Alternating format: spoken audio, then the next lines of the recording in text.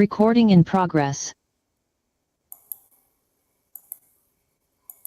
Lah sakato hati jojang tuang, kami minta, uko jojang pokok kalampau. Assalamualaikum warahmatullahi wabarakatuh.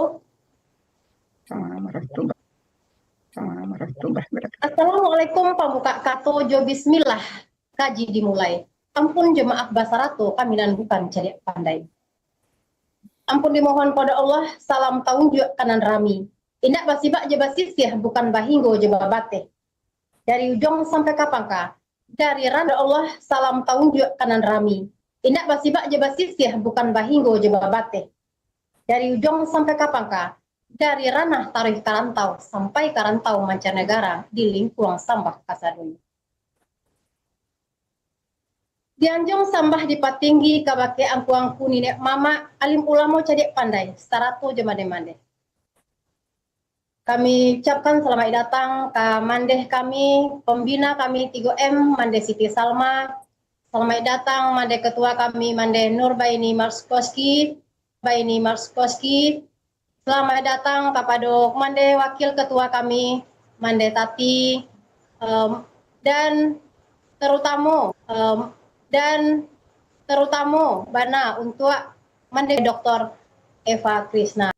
Yo bana bak kata orang mencari contoh kanan sudah mambiak tuah kanan manang baraja bakenan tahu.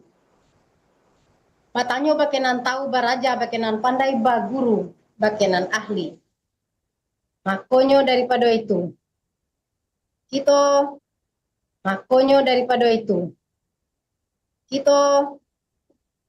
terlebih dahulu berkenalan dengan beliau dan akan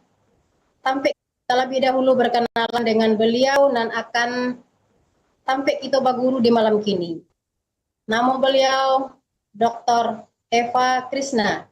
Lahir di Payakumbuh 16 Juli 1967. Pensiunan PNS Badan Bahasa Kementerian Pendidikan Dasar dan Menengah. Pendidikan beliau S1 di jurusan Sastra Minangkabau, Universitas Andalas tahun 1986.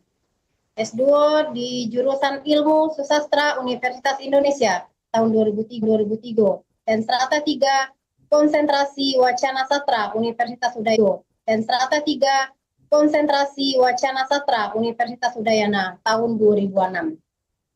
Karir beliau, yang pertama beliau adalah dosen luar biasa di UNAN, di STK PGRI dan Universitas Bung Hatta.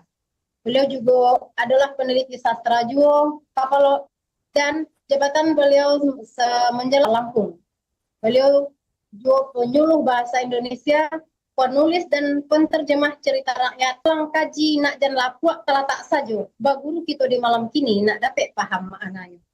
Ini baik itu hanya lain, tembak nak tiba dia lamai, pandang nak tiba di tujuan. Kita serahkan ke mandeh guru kita di malam kini, mandeh Dr. Eva Krisna. Kami silakan. Silakan mandeh Kiki. Assalamualaikum warahmatullahi wabarakatuh. Tadi cuba pula beberapa kata petitif untuk mandek ir tu, nak takah rasanya tu. Belum pandai yang boleh tu. Kalau masalah kata petitif dia banyak waraja kan mandek ir tu. Okey lah. Assalamualaikum. Ya mandeh Ben, mandeh-mandeh pembina 3M, mandeh-mandeh anggota 3M dan seluruh yang hadir hendak tersabit nama, hendak terbilang gala. Izinkan Nambo berbagi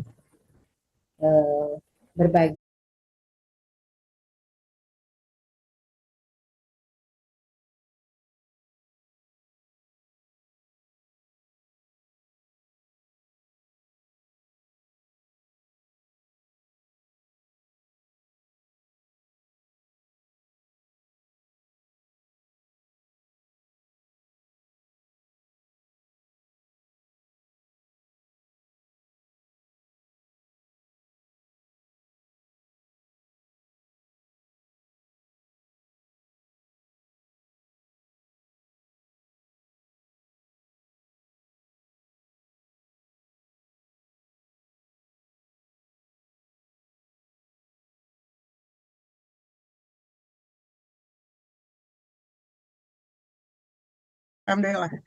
Penuhkan Mandi tadi, Silakan penuhkan penuhkan ya. Penuhkan. screen. Space. Bismillah. Bismillah. Silakan Mandi Kiki. Terima kasih Mandi tadi dan mendengar juga sadonyo. Itu agak pakak di situ karena lambe karena hujan. Tapi yang mau Oke. pengaluan seorang maksimal. Atas permintaan Mandeben nanya Nambo ke Patang agar menggunakan bahasa Minang dan bahasa Indonesia secara bergantian. Nah, kita bicara dulu tentang bahasa Minangkabau dalam karya sastra lisan Mande-Mande dan Sipan Kasadonyo. Ada 3 bentuknya. Yang pertama adalah puisi. Puisi yang kita maksud adalah kata wamisalan atau puisi. Puisi yang kita maksud adalah kata wamisalan atau peribahasa komunikasi mereka. Lalu kita mengenal pantun. Biasa pantun itu baru saja AB-AB.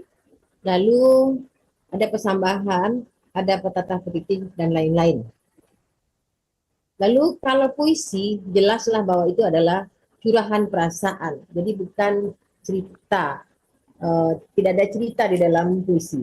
Atau misalnya pantun tidak ada cerita, tidak ada narasi di dalamnya yang itu. Atau cerita. Cerita itu bentuknya pendek. Biasanya ditutupkan di mande-mandewa menjelang tidur. Tanya cerita harimau, cerita kanci aja buayo. Pendek, bisa diselesaikan dalam beberapa menit. Lalu yang paling lengkap itu namanya kaba, sampai 7 malam. Siangnya lalu, malamnya menuturkan kaba. Sampai ceritanya selesai 7 malam. Dan biasanya diakhiri dengan tradisi motong ayam, mendabi ayam. Karena biasanya kaba-kaba yang dibawakan dianggap sakral, jadi harus ada upacaranya. Lalu yang ketiga bentuknya drama. Yang drama Minangkabau yang paling awak kenal itu randai. Ada Semarantang, ada Tupai Janjang, dan lain-lain. Nah, ketiga jenis karya sastra itu mengandung bahasa Minangkabau. Nah, kita akan ulik dulu tentang bahasa Minangkabau. Silakan Mandi Tati. Nah, kita ke kata wamisalan dan hidup atau nilai-nilai adat dan budaya. Kata wamisalan adalah bagian dari keterangan ampe. Mungkin mandi-mandi masih terkena bahasa lewat minggu kepatan yang terakhir adalah tentang katunan ampe, yaitu kato mendaki, kato mendata, kato malereng, dan kato menurun. Nah, selanjutnya Mandi Tati, kita cari contoh kata wamisalan. Kato selalu baumpamo, rundi yang selalu bamisalan. Jadi orang Minang itu tidak berbicara secara lugas pada zaman siswa, pada zaman masa lalu.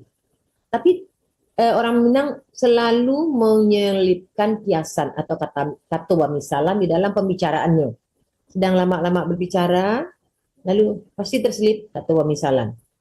Nah, berangkat dari kato selalu baumpamo, rundi yang selalu bamisalan. Jadi kalau belum dikatakan orang Minang, kalau masih berbicara secara lugas pada zaman siswa, kalau kini tentu saja tidak. Apalagi dalam karya sastra. Nah, kita cari pengertian dari basile di pangkal padang, bagalu di ujung kari. Bersilat di pangkal pedang. Jadi kalau ingin bersilat, lari ke pangkalnya, jangan di ujungnya, nanti tertusuk. Bergelut di ujung keris. Kalau ingin bercanda, bergelut, lari ke ujung keris. Jangan di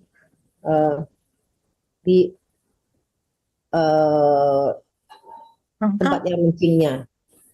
Nah, lalu kata selalu berumpama, rundingan selalu bermisalan. Ini menunjukkan pentingnya kalimat kias dalam bahasa Minangkabau. Jadi mungkin zaman sekarang kalau kita berkias juga masih menggunakan kias, itu suatu hal yang mungkin tidak praktis, mungkin tidak dimengerti, mungkin tidak disukai. Tapi kalau disampaikan melalui karya sastra, misalnya seperti disampaikan Mandeir tadi, kita terpanggil rasa seni sastra kita untuk tidak mengajarkan kita bicara seperti sekarang. Kau mada mah, tidak begitu orang tua mengajarkan kita. Pasti dengan kata kias. Manusia Oh, bukan belajar nih, Dan. Dia binatang tahan palu. Jadi kalau lagi Sindia itu mestinya paham. Jadi manusia tahan kie, binatang tahan palu. Jadi kalau karya-karya itu untuk binatang, nah, itulah kira-kira orang tua kita mengajarkannya. Kita harus halus berbahasa agar halus pula budi pekerti. Selanjutnya, nanti tadi. Nah, itu contoh dari satu pemisalan. Anak ikan dimakan ikan, abi umpan dek para pati. Ameh bukan, perak pun bukan. Budi sakete rang haragoi. Nah, jadi yang penting dalam kehidupan ini bukanlah emas dan perak, tapi yang penting adalah budi, walaupun sedikit. Budi itu menyangkut etika. Nah, bagi orang Minang bukanlah masalah kebendaan, bukanlah masalah materi semata, tapi lebih ke masalah etika.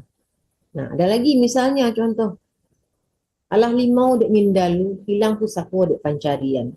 Ini menggambarkan mindalu ini, atau mindalu itu dalam bahasa Minangkabau ada binalu, ada mindalu. Jadi tergantung kepada yang kemarin kita pelajari, tergantung kepada apa namanya bahasa, lalu tergantung pada subdialeknya dari mana. Jadi mindalu ini maksud adalah di sini adalah jeruk karena benalu. Itu kenyataan. Kalau pohon jeruk dihinggapi oleh benalu, maka jeruk itu akan mati. Bayangkan yang datang menumpang lalu mematikan tempat tumpangannya, inangnya. Lalu hilang pusako dek pancarian. Orang Minang hidup pada awalnya dari harta pusaka. Lalu datang suami mendapatkan pencarian melalui usaha sang suami. Nah, harta pusaka yang kita waris asli satu bangsa bisa terkikis oleh kebudayaan lain jika kebudayaan asli satu bangsa bisa terkikis oleh kebudayaan lain jika kebudayaan asli tersebut tidak dijalankan dengan baik oleh pemiliknya. Nah, hal ini bisa kita lihat tidak dijalankan dengan baik oleh pemiliknya. Nah, hal ini bisa kita lihat misalnya dari kemarin kita sudah membahas tentang kata sapaan. Kata sapaan awak mandeh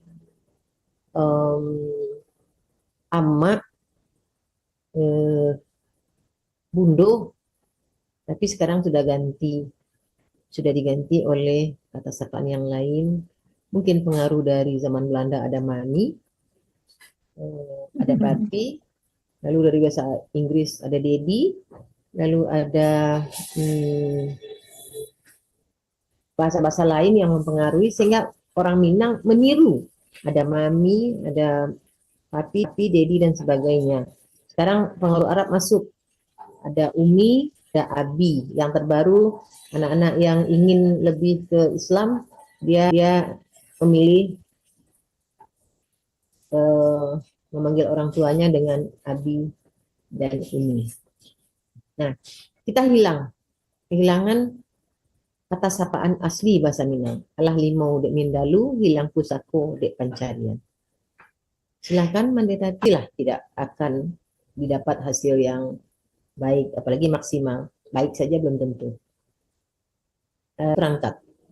Lalu tepung jangan sampai berserak. Tepung tetap ada dengan sebagai organisasi perempuan, maka orang sangat dengan kata aktivis saat ini. Selanjutnya Mbak Tati, mungkin kita karena ini sudah catatan. Nah, agak santai kita saat ini, kita ke poin kedua dari pembicaraan malam ini. Tadi adalah kata pemisalan, yaitu kata-kata dalam karya sastra lisan Minangkabau. Yang kedua adalah pola perubahan kata dari bahasa Indonesia ke bahasa Minangkabau. Izinkan saya mencontek karena mulai tak terlihat oleh saya. Saya buka contekan dulu. kita masuk ke sini, pola perubahan kata dari bahasa Indonesia ke bahasa Minangkabau, kita lihat bunyi akhir bahasa Indonesia ul menjadi ua. Nah, dalam bahasa Indonesia kita mengenal kata bandul. Bandul itu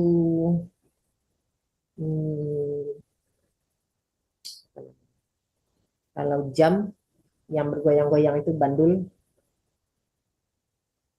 Lalu kita menyebutnya banduan. Lalu ada bakul, di kita juga ada, kita menggantinya ul itu menjadi bakua. Lalu ada bisul, kita mengubahnya menjadi bisua. Ada gaul, kita mengubahnya menjadi gaul. Lalu ada siul, kita mengubahnya menjadi siul. Ini cara mudah mempelajari bahasa Minangkabau dengan pola ul menjadi ua. Nah, jadi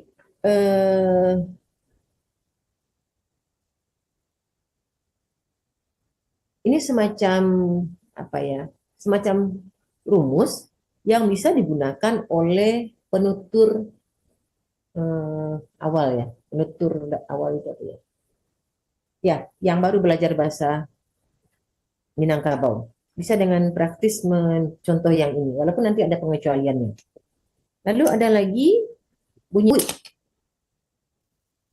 janggut dalam bahasa Indonesia menjadi janggut, suit, rumit. Saya lupa menggantinya. Rumit menjadi rumi, sakit nih, sakit menjadi saki, sulit menjadi sulit. Nah, ini juga mudah. Para penutur awal bahasa Minang bisa melihat ke rumusan ini saja. Lalu bunyi akhir bahasa Indonesia as menjadi dalam bahasa Minang. Kata batas dia berubah menjadi bateh. Kata pangkas menjadi atok. Asap ape menjadi asok menjadi oka. Ratap ape menjadi rato. Isap. Jadi ini dikodekan di atas ape menjadi oka. Tinggal mengubahnya saja. Lalu dalam bahasa Indonesia rapat oleh kita diganti dengan eka dalam bahasa Minang. Rapat menjadi rape, lambat menjadi lambe, surat menjadi sure, buat menjadi bue, panjat menjadi panje. Jadi kalau saat ini misalnya di Padang ada pasar bandar buat, itu betul kita Indonesia kan menjadi bandar buat, tapi ada yang hilang, yaitu dia tidak diberi nama bandar buat oleh nenek moyang kita. Bandar diterjemahkan menjadi bandar. Kalau bandar itu pelabuhan dalam bahasa Minang, dalam bahasa Indonesia. Kalau bandar di kita selokan, sungai kecil, parit. Nah, jadi kalau ketika dijadikan bandar buat, ketika orang yang datang adalah ahli bahasa itu, dia akan kaget. Ini kan selokan. Mengapa kita menjadikannya bandar? Bandar itu pelabuhan atau carocok dalam dialek pesisir selatan. Layar kapal. Pak dialih kurang panggalih. Mau-mau saja kita diubah bandar bue menjadi bandar buat. Padahal pemahamannya sudah sangat jauh. Mau-mau saja kita nama-nama geografis kita itu diganti secara administratif dan tidak ada upaya pemerintah untuk mengembalikan. Di Tarusan ada carocok. Carocok mana? Saya tanyakan ke orang. Carocok mainan lah. Cie pesisir. Bodoh, carocok itu bukan namanya. Carocok itu istilah. Artinya pelabuhan, makanya ada dua di pesisir selatan. Jadi kalau nanti muncul lagi ada carocok lagi di yang banda 10 itu ya 10 bandanya, 10 carocoknya mestinya. Jadi tidak salah orang Painan punya carocok, orang Tarusan punya carocok. Carocok artinya pelabuhan. Nah,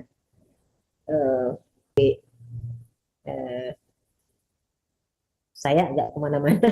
senyampang ingat mandi-mandi dan bapak-bapak yang hadir.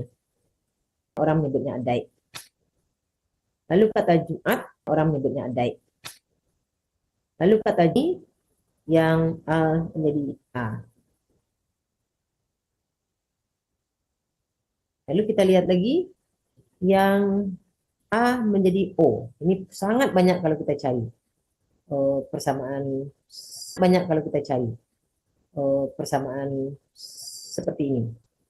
Misalnya ada kata kuda menjadi kudo, hamba menjadi ambo, pinta menjadi pinto, nyawa menjadi nyao, bila menjadi bilo.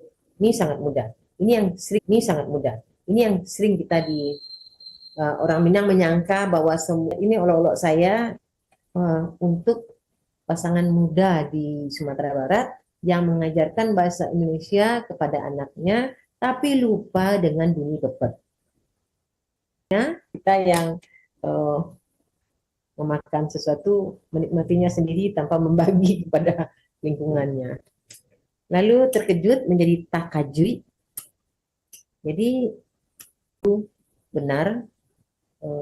Dengan diskusi nanti kita akan meluruskan apa yang belum begitu sempurna dalam sajian ini. Akhirnya, Anda tadi, Ya. sementara saya akhiri dulu dengan terima kasih. Saya kembalikan kepada Mandeir. Silah, Mandeir. Alhamdulillah. Terima kasih Mandi Kiki. Awak galak-galak kesenyang saya rasanya manang penjelasan Mandi Kiki tadi. Jadi mande-mande dalam room semua malam ini penjelasan dari Mandi Kiki tadi sebenarnya apa? Awak sehari-hari tahu pernah mendengar gitu kan, tapi karena nggak duduk lain, nggak terbiasa lain, kadang awak memang perlu mau ulang-ulang balik gitu. Contoh Mandi Kiki ketika ambo masih ketek-ketek dulu, ketika kami masih kecil-kecil dulu, ada kakak ambo waktu itu sudah menikah, punya anak satu, dan waktu itu ada semacam kadang-kadang lah kabar kalau ada orang lain, orang ketiga lah nanti itu kan. Jadi ayah ambo waktu itu sanjo-sanjo magih nasihat ke beliau sedang kebetulan kakak ambo tuh sedang mengurung ayam. Jadi kecik ayah kok elok-elok mengurung ayam nak dicakau ayam nan liar kok lapeh ayam nan jinak. Kami langsung tahu maknanya gitu. Tetapi zaman kini awak tak terbiasa dengan itu. Cara apakah itu bisa dilatih balik rasa untuk awak mengerti dengan kata-kata pemisalan tersebut. Sudah tuh Cik Lai mendekiki di anak-anak awak kini ini mengambil dari bahasa Indonesia ke bahasa Minang itu kadang mereka terlalu cerdas. Misalnya ampas kelapa, mereka menyebutnya ampe, nggak sampai le domak gitu kan, kata laki kan, ya kan nanti itu. Sudah tuh tadi dari penjelasan bermakna semacam tumbuhan pohon. Karena pentun lamo mendekiki, mande-mande. Batu sangka balantai batu, para jual buah basilang. Sedang dek kapai ndak lalu, punun peraki batang pisang. Dari isi pantun itu sendiri itulah mengandung kieh gitu kan, pantun dan ada maknanya dalam. Nah dari itu dulu mungkin ambo menyambung saketek karena sangat Bapak nan nio berdiskusi. Silakan untuk raise hand. Deko syaratnya ndak panjang-panjang bana pengantarnya. Kakak pelajaran yang pertama 4 tangku awak kalau panjang-panjang mungkin pengantarnya. Kini langsung saja walaupun ingin kita diskusikan. Silakan mende-mende kalau ada nan raise hand. Amo cik tati. Mande tati resen. Iya. Mende tati. Amo sakit esok kabatanyo. Mengako jengkol jadi jariang. Masya Allah. Talingo jadi kupiang. Beda. Ayo, silakan langsung mendekiki awak kumpulan dulu tiga nak mendekiki karena pertanyaan dari Mande Tati Lai Singke. Awak undang Kalau ada bapak-bapak atau mande-mande gitu nan akan bertanya. Assalamualaikum. Ambo Waalaikumsalam. Melisa, Wabarakatuh. apa artinya makan ciri barandang? Soalnya tante Ambo pernah menyebutkan itu. Ambo nak ngerti. Dari mana ya? Masya Allah. Yang bertanya, maaf, yang bertanya tolong. Melisa, Bu. Melisa. Nah, Mande Melisa. Dari mana Bu? Dari Jakarta. Oh, itu murid Ambo ya? Itu murid bahasa Belanda Ambo ya? Melisa. Ciri barandang. Ya, soal ciri barandang. Pertanyaan lagi. Terima kasih Mande Melika. Sama-sama, Bu. Selanjutnya, sudah kok masih ada Mande? Ada Kita tuh tunggu. ya, Elmi Fauzi. Raise hand. Saya lihat dulu. Hmm, Silakan Mande. Fauzi laki-laki ya. Karena lah punya awak nama pi aku tinggal menambahkan saya di belakang nilai. Begitu juga kasus dengan jengkol, dengan jariang. Jadi awak punya jariang itu. Nggak ada jengkol lewat itu. Berarti kok asli Mande. Jadi sangat Ya. mengenal orang Minang. Kau juga jariang dari dulu. Tapi mangga kini kok kalau randang orang menjual randang bukan randang jariang, tapi randang jengkol. Nah itu nanawa, nananu upaya awak membalikan karena mu asli itu Mande. Jadi dek karena jengkol lebih populer daripada jariang. Jadi awak menggalih jariang yang online di randang jariang itu padahal jadi randang jariang itu dia awak lah jadi randang jengkol dulu. Nah itu kan lah dianjak orang lalu namanya jalan awak tuh mengapa Harus diluruskan ya, Mandi. harus awak diluruskan balik Mande. Betul Ya. Apa Mande. yang terdengar. Iya, bagus. Terima kasih Mande Kiki. Iya Mande. Aduh cik lagi tadi Mande tanyakan. Kan tadi ada kalau Indonesia dia awak menjadi jariang. Jariang lawak. Artinya jariang untuk menangkap lawak. Nah itu tidak bisa dilataan. Jadi tidak bisa kuping menjadi kupiang. Aku membuat galak orang Minang. Galih itu ada orang Minang. Kecian Jawa, orang Jawa. Ada kecian kupiang. Kecil itu. Kupiang. Talingo. Tidak ada. Dimanapun Telinga. dialeknya tidak ada kupiang. Jadi tidak ada kupiang. Telinga. Nah, itu namanya ciri barandang. Biasanya kalau seorang laki-laki tamakan ciri barandang, dia akan menurut sejak apapun yang dikatakan istrinya. Dia tidak bisa lagi untuk laki-laki yang tidak memiliki kebebasan, keberanian atau kelogisan di hadapan istrinya, di hadapan mertuanya, meskipun kalau salah dikatakan benar juga, lalu dikatakanlah dia. Alhamdulillah. Sebenarnya tadi rencana Samuro kan 1 jam saja. Adalah orang Muslim, harus Islam dulu. Jadi orang Islam kalau nggak Minang itu nggak bisa kita sebut orang. No, kalau tidak Muslim. Untuk menjatuhkan ABS SBK yang Allah awak sepakati bersama tadi.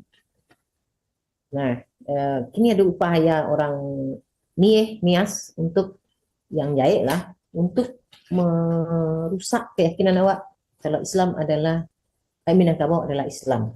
Jadi nyebutlah Islam Minangkabau Kristen itu. Nah, itu asal usul Sumpah Satya di puncak Bukit Marapalam yang dilatar belakangi oleh perang Padri. Lalu tentang Bakaba 7 malam tadi Mande Ben, sampai hari kau alun bisa lepas dari keyakinan lama, keyakinan tradisional. Hari kau orang masih dukun Mande Ben.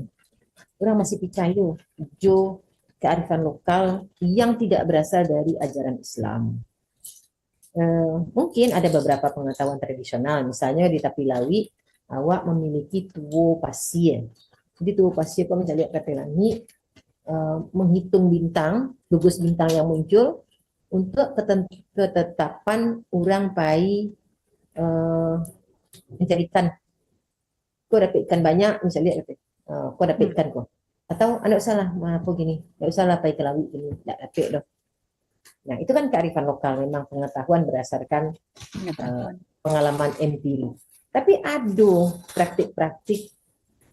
Misalnya supaya bagannya apa, datangkan ikut dulu. Lakukan ikut dulu ritual serupa kecik mandeben tadi. Kalau membuat kalau membuat Jembatan jembatan atau bangunan. harus ada dulu balataan pisang di atas hubungan atau apa namanya tuh kudo-kudo. Atau di rabahan sikul Jawi. Makanya adat basandi Sarak basandi kitabullah. Jadi nggak hilang sama sekali adat tuh dong. Adat tuh dikuatkan dari Islam. Islam tuh disebutkan kepada kitabullah. Jadi nggak hilang sama sekali adat tuh dong. Makanya di Minang masih tetap ada praktik-praktik keyakinan lama tersebut. Itu tidak bisa dipungkiri. Kita berawal dari situ. Kalau ke tempat pertunjukan, itu bisa dilihat kakinya di abu yang di stadion tadi. Atau bagi yang beruntung, mereka nampaknya hadir sekilas bersama Putih Andam Dewi. Gambang Batanan muncul bersama Putih Andam Dewi. Begitu keyakinan yang dianut sampai sekarang. Jadi sekitar ada 50-an tukang biola di pesisir yang masih meyakini itu. Tapi yang mampu menuturkan sampai 7 malam itu lah jarang. Dulu Pirin Asmara yang misalnya. Itu Buyang Kaowai, Biaya Yaji. Disertasi yang boy tentang itu. Lalu tentang Padang Bengkok. Padang Bengkok itu sebenarnya adalah stigma negatif yang disematkan ketika orang Minang itu dianggap terlalu pintar dibandingkan. Misalnya, ada orang Minang, ada orang Jawa, ada orang Batak. Itu di dalam pelajaran folklore, mungkin Mandeir masih ingat, karena kami satu perguruan. Orang Minang cadiaknya, bodohnya, seharinya, sama-sama berangkat ke Jakarta, di Tanah Abang, ketiga-tiganya, Batak, Jawa, Minang. Si Minang, itu